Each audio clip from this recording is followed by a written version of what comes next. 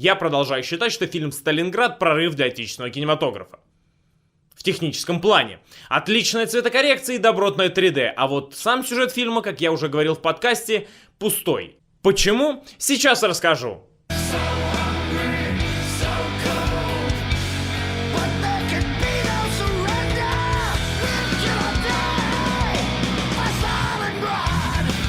Я не из тех великих историков, которые способны оправдывать действия прошлого приказами из будущего, ну или, например, воспоминаниями солдата, который только что сошел с поезда в поселке Кресцы, оправдывать показанную «Only one винтовка for all Soviet Army in Stalingrad». Но я не против, если творения продвигают как художественное и создают выдуманную историю несуществующих людей на фоне реальных событий. Само собой, без перчаток Фредди Крюгера.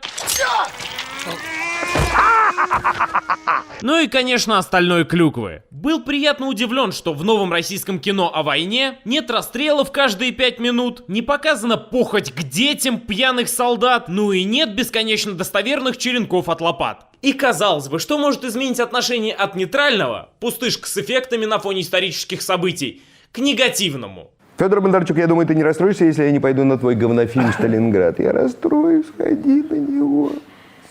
Ну, сходи.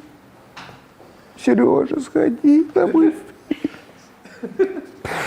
Ну, сходи на мой фильм. Во всех кинотеатрах стартует серьезный, как заявляют создатели, художественный фильм о войне за 30 миллионов долларов. А если быть точным, фильм, который назван именем кровопролитных боев, тяжелых испытаний и переломом всей войны — «Сталинград». И как раз в это время создатели загружают в интернет вот этот ролик. Я на секунду представил, что выходит фильм «Они сражались за родину», сидит Бондарчук с Никулиным или Шукшиным и читают письма от зрителей, а потом напыщенно смеются и кривляются. Хотя, может быть, «Сталинград» — это просто комедия, и подобные ролики как нельзя кстати. Давайте же узнаем. 11 марта 2011 года. Обращение премьер-министра Японии. Оу, я, кажется, сеансом ошибся. Число жертв растет с каждым часом. На самом деле не ошибся. Правда, понять, что происходит вначале, сложно и опасно для эпилептиков по причине частой смены планов для представления всех причастных к фильму людей. Но можно переждать, и оказывается, что мы в Японии 2011 года. Произошло землетрясение, и русский МЧСовец в возрасте, мать которого застала войну, успокаивает под завалами немцев. Ах, ирония! Сволочная ты... Паскуда, тварь! Лежим тихо, экономим кислород. Нет, не уходите. Поговорите с нами, просто, пожалуйста. Да некуда мне идти, метро уже закрыто. Так все-таки это комедия. Дабы успокоить немцев под завалами, работник МЧС начинает рассказывать о своей семье. У меня было 5 отцов. Белоснежка? Белоснежка!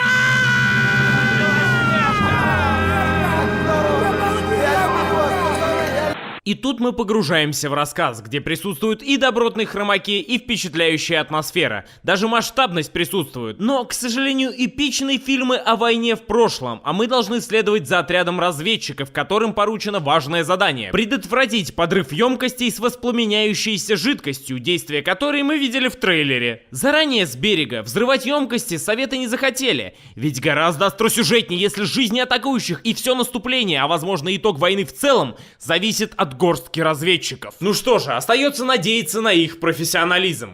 Мины? Говорить не пробовал. Не мой! Косой! В советской стране придурков нет. Душевно больные есть. Громов! Но, слава богу, у немцев тоже не все хорошо. Дело в том, что за местоположением вражеских войск следит один человек, а именно немецкий капитан. У меня оставалась надежда, что он не заметит, как приближается огромная ватага солдат по глади реки, но, к сожалению, единственный человек, следивший за врагом, все-таки посмотрел в бинокль, хотя и в последний момент. Юргенс. Русские. Что? Русские? Какие еще русские? Я даже в бинокль смотреть не буду. Вы бредите, капитан. У немецких войск, судя по фильму, абсолютная демократия, поэтому Юргенс на любой приказ капитана вступает в перепалку и диалог. Даже взрыв цистерн для отражения атаки русских Юргенс посчитал нужным обсудить, поэтому советские разведчики успевают вступить в отлично снятую перестрелку в доме, хоть и не на рейтинге Silent Assassin. Вот ты где, сучка. Игл! This is Sparta! Finish him!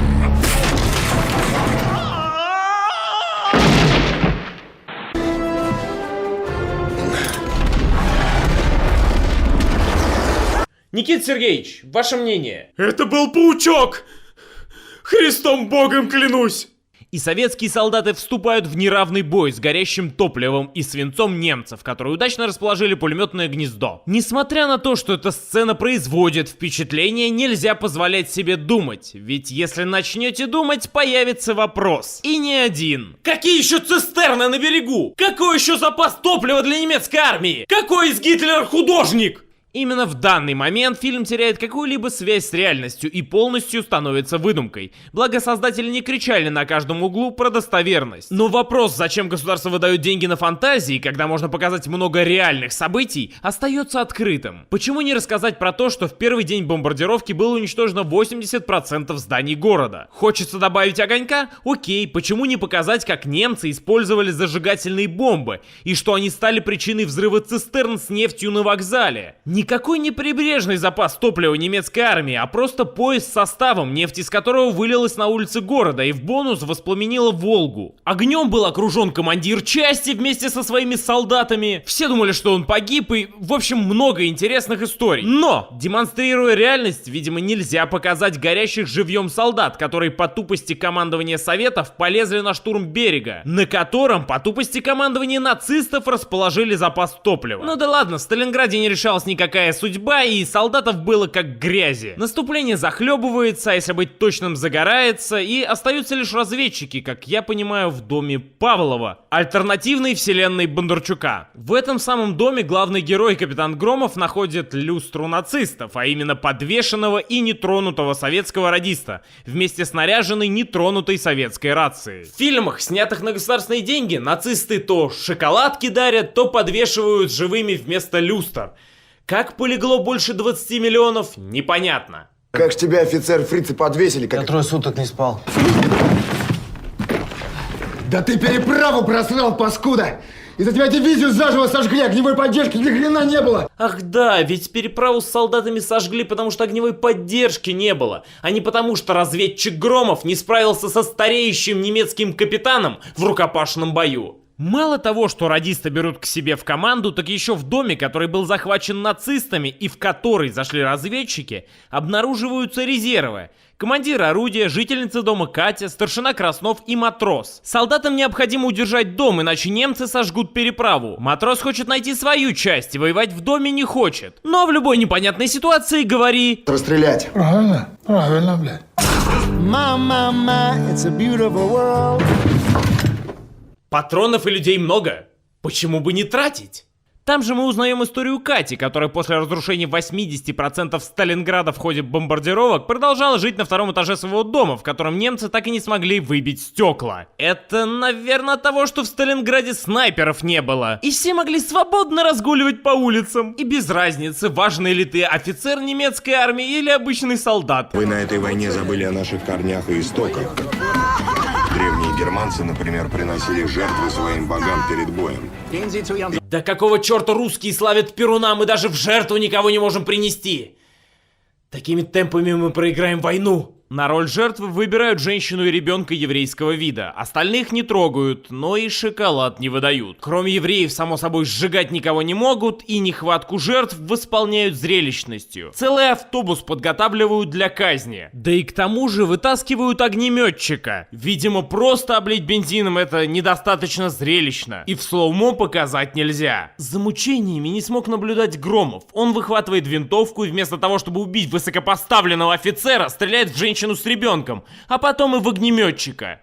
То есть Стрельнуть в огнеметчика до сжигания женщины с ребенком живьем Громов не захотел. И будучи человеком, который прошел всевозможные войны, как мы потом узнаем, человеком, который смерть и мучения видел каждый день на протяжении всей жизни, Громов, конечно же, истерично гонит своих солдат в атаку отомстить за собственную тупость. И не важно, что патронов мало, и не важно, что ты как идиот выходишь на открытую местность, проигрывая численностью. Леонид, нам необходимо встать в огненных вратах. Нет. После такого мы будем сражаться с ними в поле.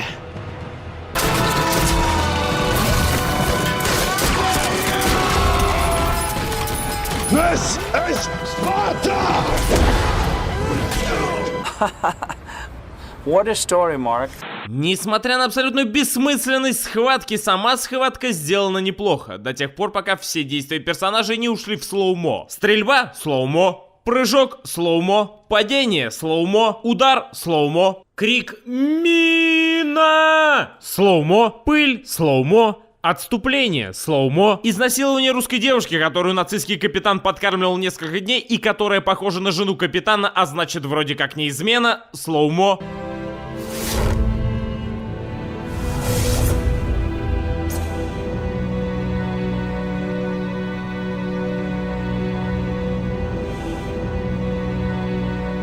Немецкого капитана, кстати, зовут Кан. И секс для него успокоение после суровой битвы. Пока советские солдаты толпой любят одну. С вами совершенно невозможно воевать. У вас нет ни малейшего представления о чести. Вы уничтожили больше 20 миллионов своих соотечественников, чтобы просто подставить нас, благородных и честных немцев. Бандиты, которые стреляют в спину. Вы воюете не для победы, а для мести. Если бы вы напали на нас и превратили мою родину в пустыню, а родных начали истреблять или увозить в рабство, я бы принял это. Война ведь не повод мстить. Люди должны уметь прощать друг друга. Я пришел сюда солдатом. А ты сделала из меня зверя. На фоне падения самолета составом и мародерства мы узнаем историю Немого. Оказывается, он солист филармонии, местная знаменитость. Немой прошел 20 дней войны и 20 дней хардкор совет ГУЛАГ. Все это превратило Немого в машину для убийств.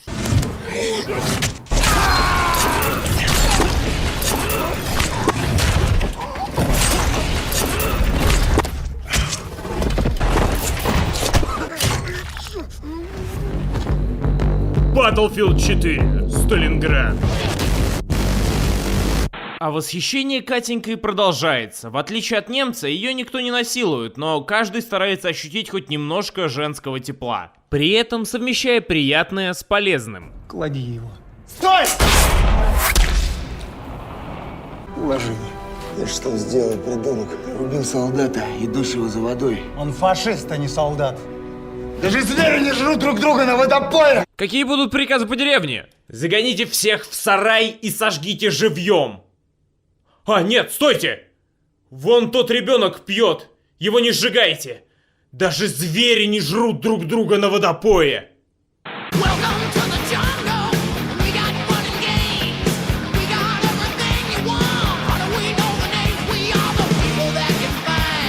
Ты что сделал, придурок? Даже звери не жрут друг друга на водопое!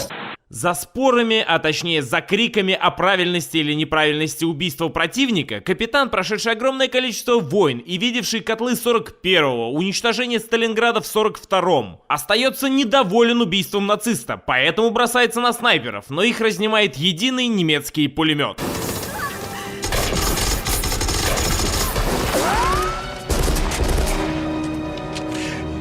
как ни странно, с помощью закадрового голоса, который рассказывает историю вырезанной из семьи снайпера, и с помощью затемнения сцена заканчивается. И мы отправляемся туда, где томные взгляды и любовь. И Громов понимает, что уже надо выгнать гражданское лицо и начать бороться с немцами, а не с собственными похабными мыслями насчет рядом в комнате лежащей. Это здесь, ребята, покоя нет.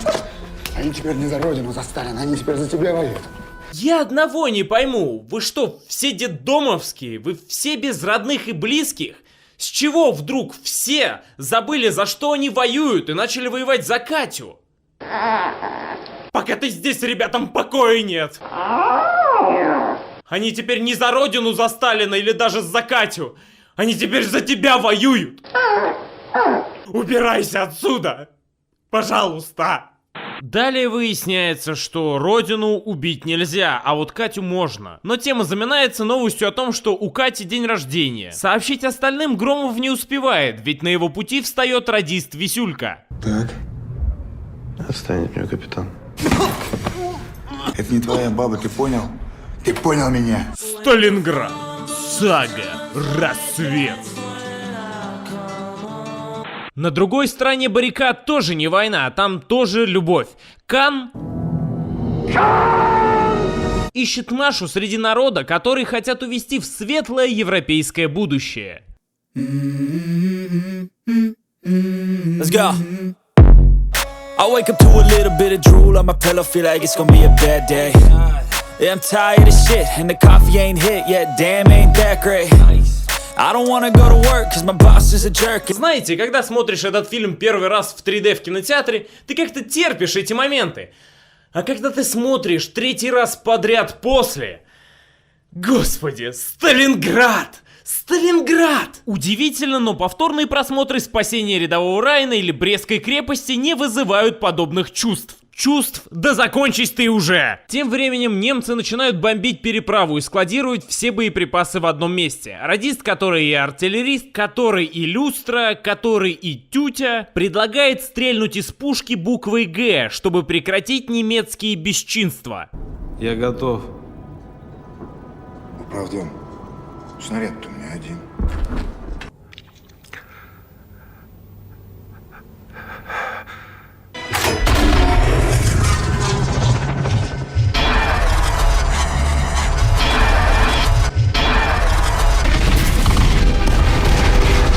Вы яблочко. Взрыв всех немецких припасов, естественно, нельзя простить. И жители дома готовятся к обороне, прикрываясь телами убитых врагов. Некоторые маскируются особо тщательно. В то самое время, когда немецкий капитан мотивирует своих солдат. За этим домом Волга. За этим домом Индия. А в Индии у всех шлюх по 6 рук. Чего? Насколько глупа и бездарна твоя мотивация? Представьте подобное в другом фэнтези. А в Индии у всех шлюх по 6 рук. Только представьте себе, что они могут одновременно этими 6 руками. Может, кто-то не хочет в Индию? За шлюхами! Ура! Мне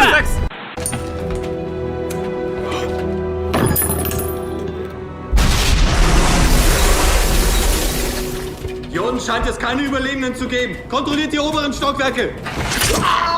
Граната не ранила и не задела, хотя упала в метре. Так это был он! Сталинград. Дни минувшего будущего. Добротный экшон заканчивается очередным столкновением Кана и Громова. Стоять! Не так быстро, капитан. Чего ты ждешь? Чего ты ждешь? Чего ты ждешь? Where are you? Where are you disappear? У немцев, кстати, тоже туго с орудиями, им хватает лишь на один выстрел, чтобы в слоумо Громов эпично толкнул Катю. Но, пожалуй, на этом хватит войны, фильм-то о другом. Обними меня!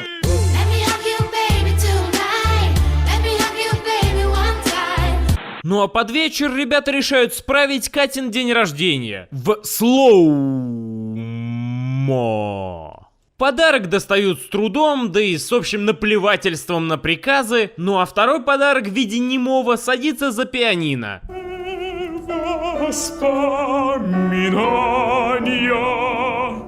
Вот это поворот! У него был голос, и все это время, все вот эти вот угрозы жизням сослуживцев и все эти... к черту. Ребята дарят ванну и идут перекуривать вниз. Что удивительно, мысль о молодом возрасте и желании женского тела выражают без всяких там... Покажи сиськи. Смешно в общем и целом, там баба голая, посмотреть нельзя. А нам помирать может сегодня. Ох, я нахожу плюсы в российском фильме о войне только потому, что там нет моментов идиотизма из других российских фильмов о войне. Shame on you. Как говорится, последний бой, он трудный самый, поэтому перед ним Катю уводит радист в некую башню, где открывается романтический вид на расстреливаемую авиацию. В бонус туда никогда не заходят немцы, и там безопасно. Параллельно нацист делает примерно то же самое. Как бы все люди братья, только одни пришли истреблять других, но они такие же, как мы. Прерывает линию соплей колоритный персонаж фильма — снайпер. Подстилка немецкая.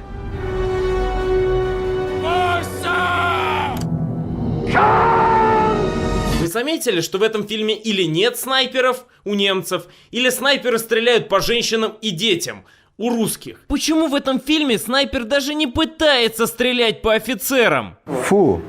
По какой-то причине, стоящий на открытой местности, немецкий капитан все еще цел и невредим. Чтобы как-то спустить пар, он расстреливает тенора.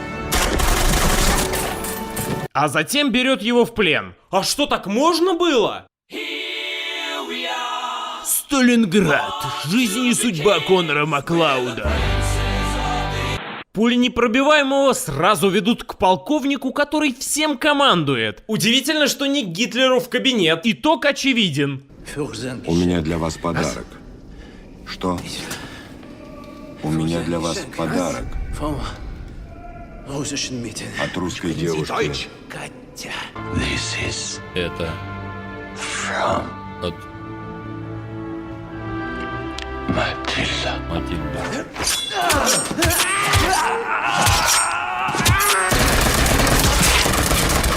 Господи, он опять схватил нож! Ты не можешь умереть, Маклауд. Смирись с этим.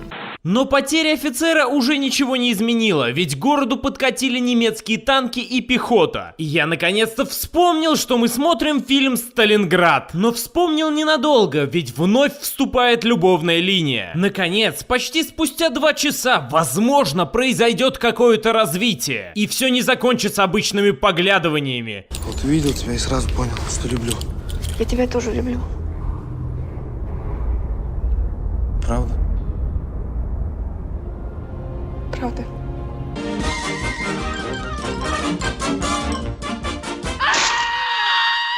And that's all, folks. Но нет, после этого мы не возвращаемся на поле брани. Потому что покажут нам другое. Капитан немецкой армии, который как-то обогнал пехоту и танки, ведом местью за невинно убиенную девушку, которую любил, а ранее изнасиловал. Все русские убиты, кроме Громова, но тем не менее ни один немецкий солдат, кроме капитана, в дом не вошел. Ну и вы понимаете, что бывает, когда 1 на 1.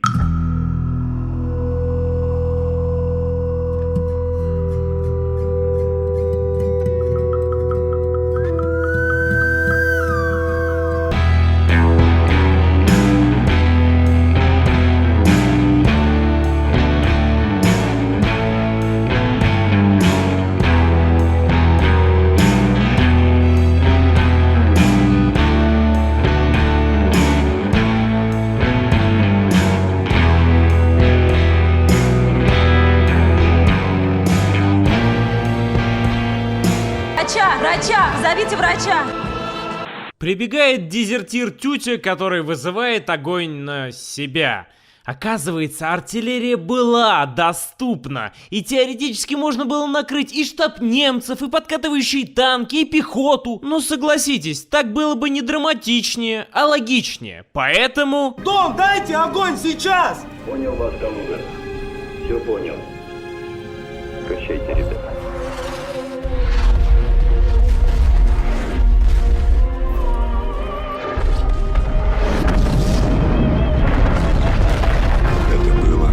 Сталинграде в ноябре 1942 года. Впереди были страшные месяцы кровавой битвы, которая стала началом перелома в истории всего человечества. А если бы снимали фильм про эту битву, его бы назвали «Сталинград». Мама хотела, чтобы я всегда помнил, кому обязаны жизнью и свободой миллионы миллионов живущих на земле людей. Откуда этот вывод? Фильм-то про другое. Удивительно, все, что говорит закадровый голос, необходимо было показать в фильме «Сталинград». И про карательные отряды, которые вырезали семью снайпера, и про первые месяцы войны, в горнило которых попал тенор, и про переломный момент Сталинградской битвы, и кому обязаны жизнью и свободой, а не любовью Кати. Миллионы сограждан. Но нет, фильм с подобным названием на деньги государства должен раскрывать любовь. Да, черт его дери, посмотрите фильм «Сталинград» еще раз. Желательно 3 раза.